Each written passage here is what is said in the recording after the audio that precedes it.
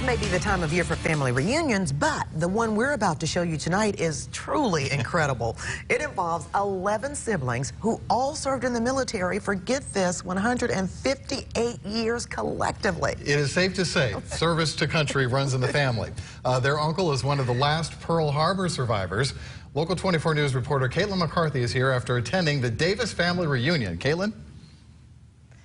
Richard and Katina, the Davis family got together this weekend at a Tunica casino to celebrate a few birthdays and to simply spend time together. One of the brothers had the idea to make a collage of all the men in their uniforms, and from there, they planned a trip for them to all be together.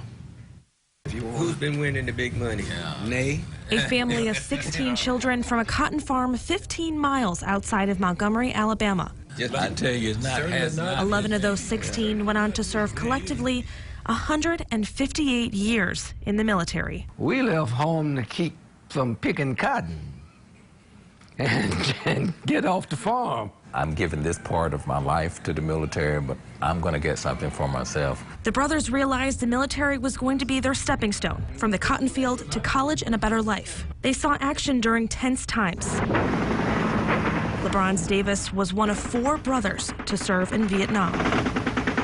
I always said, when I get home, and I have seen a lot of dead soldiers laying around me, it could have been me. LeBron, Edward, Julius, and my uncle Tom had served in Vietnam and made it back.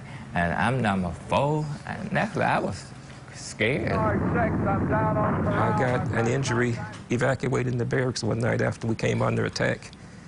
So had a small scar down here. The brothers part of 3 generations of service. Their uncle, Master Sergeant Thomas Davis, Alabama's last Pearl Harbor survivor, and a nephew who led soldiers in 3 Middle Eastern conflicts. Nathaniel says the Army took him to places you read about in history books, but when he returned, it was still the era of segregation. I was still in Class A uniform, and I was sitting right behind the bus driver.